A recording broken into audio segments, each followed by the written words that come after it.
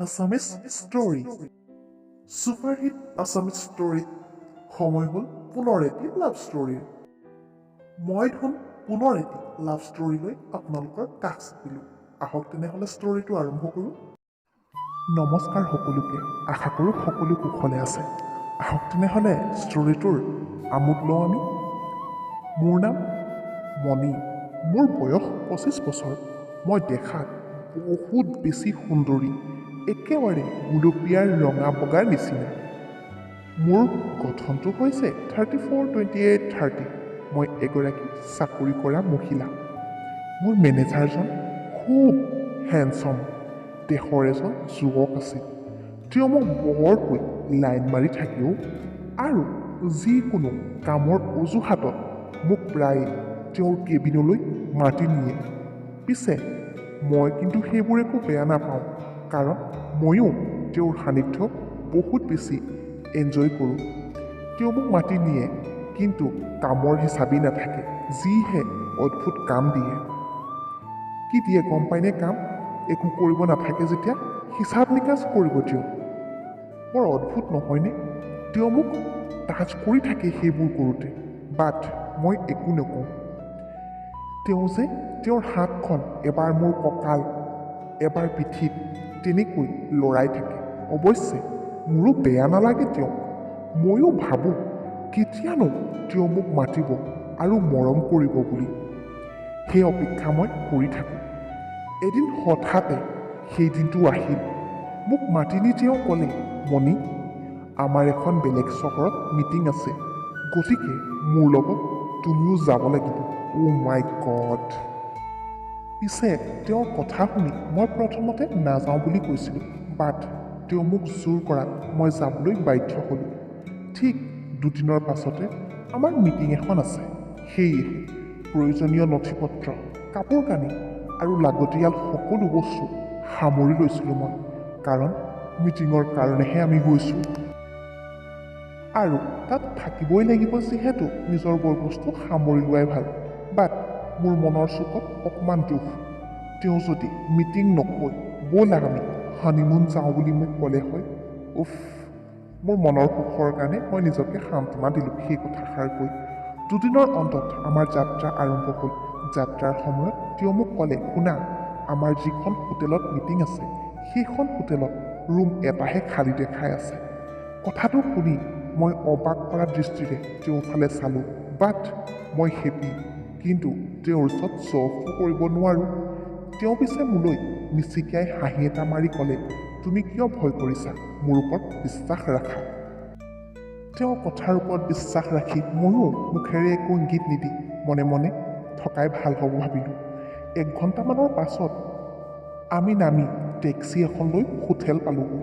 সঁচাকৈয়ে তাত ৰুম এটাহে খালী আছিল। তেওঁ মোৰ ফালে চাই ক'লে, তুমি চিন্তা নকৰিবা, আমি একেটা ৰুমতে থাকিব লাগিব। তুমি বিচনাত শুবা আৰু মই চোফাখনতহে শুম।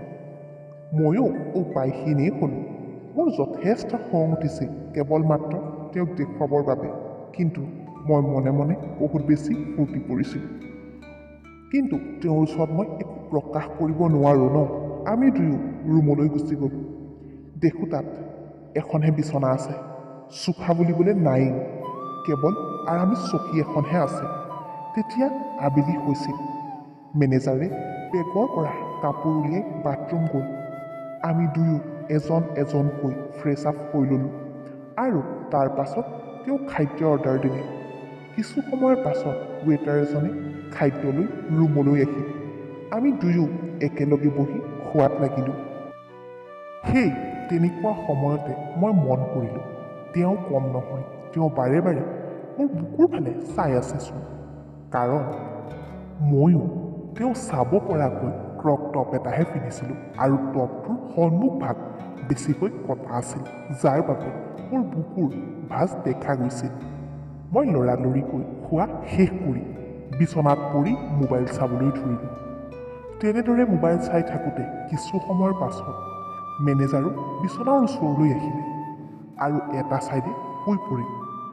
অলপ সময় মোবাইল চোৱাৰ পাছত ময়ো লাহেকৈ শুই যোৱাই ভাল হ'ব বুলি ভাবিলোঁ, যিহেতু ইমান লং জাৰ্ণি কৰি আমি আহিছোঁ। কিন্তু মোৰ মনত অদ্ভুত ভাৱ এটা জাগি আছে। কেতিয়া হ'ব আমাৰ মাজত কিবা এটা, নে তেওঁ এনেহে মোলৈ চাই থাকে, একো নকৰে নেকি তেওঁ মোক? সেইখিনি ভাবি থাকোঁতে দুয়ো শুই পৰিলোঁ। সঁচাকৈ ইমান দূৰ যাত্ৰা আজি প্ৰথমবাৰ বাবে কৰিছোঁ, সেয়েহে বহুত বেছি ভাগৰি পৰিছিলোঁ। কেতিয়ানো ৰাতি হ'ল আমি গমেই নাপালোঁ। মোবাইলটো বাজিলত থটমট খাই মই সাৰ পালোঁ। ঘড়ী চাই দেখোঁ নিশা 9 বাজিবৰ হৈছে। মই তেওঁৰ ফালে চালোঁ, তেওঁ গভীৰ নিদ্ৰাত। মই বোলো ৰাতিৰ আহাৰ খাবলৈ তেওঁক জগাই দিওঁ নে নিদিওঁ? নিদিলে বেয়া হ'ব ভাবি লাহে লাহে তেওঁক জগাই দিলোঁ। তেওঁক কেইবাবাৰো ছাৰ ছাৰ বুলি চিঞৰিলোঁ। পিছে ছাৰ বুলি মতাৰ লগে লগে তেওঁ সাৰ পালে। আৰু তেওঁ মোৰ ফালে চাই কয়, অ' বহু সময় হ'ল নেকি? ময়ো ক'লোঁ নাই, 9 বাজিব আৰু। ডিনাৰ নকৰে নেকি? তেতিয়া তেওঁ যেনিবা ফোন কৰি আকৌ কিবা কিবি অলপ অৰ্ডাৰ দি আনিলে। আমি খাই বৈ মানে ৰাতি 11টাই বাজিলে। মই কিবা ৰাতি তেওঁৰ লগত শুবলৈ কমফৰ্ট ফিল কৰা নাছিলোঁ নহয়। সেয়েহে মোৰ আৰামী চকীখনত টোপনি যাবলৈ চেষ্টা কৰিলোঁ। কিন্তু তাত শোৱা দেখি মেনেজাৰে কিন্তু একোৱেই নকলে, মাথো মিচিকিয়াই হাঁহি তেওঁ বিচনাখনতে শুই পৰিলে। মোৰ কেতিয়া টোপনি আহিল মই একো গম নাপালোঁ। হঠাৎ ৰাতি 1 বজাত মোৰ টোপনি ভাঙিল। চকু মেলি চাই দেখিলোঁ মই দেখোন বিচনাত। মই কিন্তু আৰামী চকীখনতহে শুইছিলোঁ।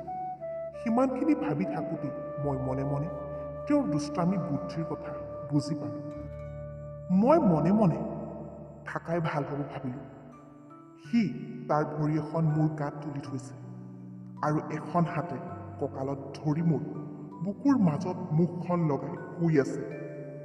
মই ভাবিলোঁ তেওঁ টোপনিত আছে, কিন্তু নাই। কিছু সময়ৰ পিছত লাহে লাহে গম পালোঁ যে তেওঁ টোপনিত নাই, কাৰণ তেওঁৰ ভৰিখনে মোৰ ভৰিৰ দুখনৰ ওপৰত লাহে লাহে ঘঁহাই আছে। এতিয়া তেওঁৰ হাতখন লাহে লাহে আহি কঁকালৰ পৰা মোৰ বুকুলৈকে পালেহি। তেওঁ কি কৰিব বিচাৰিছে মই একো বুজি পোৱা নাছিলোঁ। মই মাত্ৰ চকু মুদি শুই থকাৰ অভিনয়হে কৰিছিলোঁ। কিন্তু তেওঁৰ টোপনি একেবাৰেই নাছিল। তেওঁ ভাবিছে মই কিন্তু গভীৰ টোপনিত আছোঁ বুলি। কেইমুহূৰ্তৰ ভিতৰতে তেওঁৰ হাতখন মোৰ বুকুত আহিল আৰু তেওঁ মোৰ বুকুৰ কমলা দুটা টিপিবলৈ ধৰিলে। নাজানো সেই সময়ত মোৰ কি হ'ল, ময়ো তেওঁক মানা কৰিব নোৱাৰিলোঁ। চকু মুদি মনে মনে তৃপ্তি লৈ থাকিলোঁ। তেওঁ নিশ্চিত মই গভীৰ টোপনিত আছোঁ, সেয়েহে তেওঁৰ সাহস আৰু বাঢ়ি গ'ল। অলপ পাছত তেওঁ মোৰ পেণ্টৰ ভিতৰত হাতখন ভৰাই নুনু মইনাখনত আঙুলি লাৰিবলৈ ধৰিলে। মোৰ তাত স্পৰ্শ কৰাৰ লগে লগে মোৰো উত্তেজনাই চৰম শিখৰ পালেগৈ। তাৰ পাছত মই চকুটো অকণমান মিলি দেখিলোঁ তেওঁ নিজৰ পেণ্ট খুলি বেঙেনাডাল হাতেৰে মোহাৰি আছে। বাপৰে, ইমান শকত আৰু দীঘল! তেওঁৰ বেঙেনাডাল দেখি মোক চুপিবলৈ বৰকৈ মন গ'ল। পিছে এতিয়া কি কৰোঁ? তেওঁতো মোক টোপনিত থকা বুলিয়েই ভাবি আছে, সেয়েহে তেওঁনো মোক কি কৰে চাওঁচোন বুলি ভাবি নিজকে কণ্ট্ৰল কৰি ৰাখিলোঁ মই। এইবাৰ তেওঁ মোক লাহেকৈ ওপৰ মোৱাকৈ শুৱাই ভৰি দুখন মেলি লৈ আঙুলিৰে মেলি মেলি মোৰ নুনু মইনাখন পিটিকি মোহাৰি চাইছে। তেওঁ আৰু ৰ'ব নোৱাৰিলে, ইমানেই চেলেকিছে মানে কিনো ক'ম আপোনালোকক। মোৰ উত্তেজনা বহুত বেছি বাঢ়ি গ'ল। মই ৰৈ থাকিব নোৱাৰিলোঁ আৰু নিজকে ইমান বেছি কণ্ট্ৰল ধৰাই ৰাখিব মই নোৱাৰা হৈ পৰিলোঁ। যে মই বতাহত উৰি ফুৰিছোঁ মোৰ এনেকুৱা ফিল হ'ব ধৰিলে, যেন এক স্বৰ্গীয় সুখ। মই কেৱল আৰু চেলেকি মোৰ নুনু মইনাখনক তোমাৰ মস্তডাল সোমোৱাই ফালি দিয়া, ইমান যে ভাল লাগিছে। এনেদৰে কৈ কৈ একে কোবত মই মোৰ পানী এৰি দিলোঁ। তেওঁ গোটেই পানীখিনি চেলেকি চেলেকি খাই দিলে। পানী ওলাই যোৱাৰ পাছতো মোৰ কিন্তু উত্তেজনা কমা নাছিল। তাৰ পাছত তেওঁ মোৰ গাৰ ওপৰত উঠি মোৰ ভৰি দুখন মেলিব দিব ভাবোঁতেই তেওঁ নোকোৱাৰ আগতে মই সেই দুখন মেলি বহলাই মেলি দিলোঁ। তেওঁৰ শকত দীঘল সেইডালে একে ঠেলাতে সুমুৱাই মোৰ সেইটো ফালি পেলালে। বিষত মই লাহে লাহে কান্দিব ধৰিলোঁ।